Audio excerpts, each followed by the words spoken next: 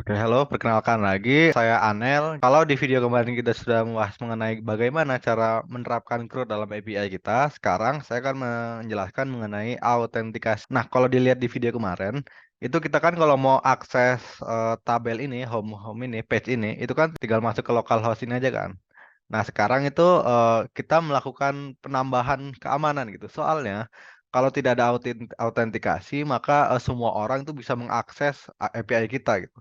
Nah, kenapa itu buruk? Karena kalau kita menggunakan server yang berbayar dan berbayarnya itu per klik, maka akan ada banyak orang yang iseng nih buat ngeklik sehingga kitanya bangkrut gitu. Jadi intinya kalau tidak ada autentikasi, sistem akan lebih vulnerable atau gampang dibobol gitu. Nah, simpelnya sendiri, autentikasi itu adalah cara gimana supaya sistem tahu yang akses ini boleh atau tidak gitu. Beda dengan autorisasi. Autorisasi itu setelah kita autentikasi selesai, maka orang yang bisa mengakses sistem itu bisa mengakses fitur apa aja itu autorisasi. Nah, tapi yang kita bahas kali ini itu adalah autentikasinya gitu. Nah, ini saya sudah membuat beberapa demonya ya. Nah, kalau kita lihat ini kan kita udah masuk di homepage nih. Kalau kita refresh, nah dia bakal kembali gitu.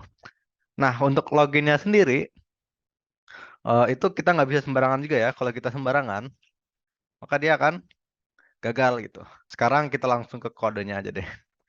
Nah, jadi pertama saya menggunakan JWT ya, atau JavaScript Web Token. Itu tuh jadi fungsinya kurang lebih buat membuat token supaya nanti bisa diakses berdasarkan token itu gitu.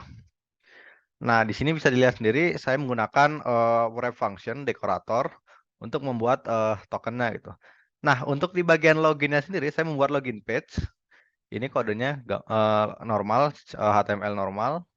Lalu kita lihat di bagian login. Nah, login nih. Ketika ini rute awal, kalau gitu kita ulang lagi. Kita clear dulu. Kita flash run. Oke. Maka akan ke laman ini gitu. Kalau kita langsung akses lewat sini misal tadi namanya biasanya kan ada kemarin tuh ada add food ya. Nah, add food. Nah, itu nggak bisa gitu karena kita nggak punya autentikasi buat masuk ke laman ini gitu. Nah, terus gimana caranya biar bisa masuk? Jadi yang pertama dilakuin itu kita memanggil login dulu gitu, memanggil fungsi login. Nah, login ini dia menyeleksi gitu ya login pada umumnya lah gitu. Kita memasukkan username dan password yang terdaftar pada sistem. Lalu sistem akan ngecek ini ada apa enggak username-nya. Kalau ada berarti dia bisa punya akses buat masuk sistem gitu. Nah, untuk username passwordnya sendiri saya menggunakan database gitu ya. Dan jika kita lihat di localhost, saya di sini membuat database namanya account. Account dengan tiga kolom, tiga atribut, ID, username, dan password itu. Nah, di sini saya hanya menginput username test, password test itu. Nah, lalu dilakukan biasa ya connection, terus di execute, select from account where username and password itu ada di apa namanya di database-nya. Nah, kalau kita lihat sendiri di login, itu kan ada di input, ada input username sama input password itu. Nah, nanti nilai yang dimasukin di sini bakal di hook lalu ditembakkan ke database gitu buat dicek ada apa enggak sih sebenarnya gitu.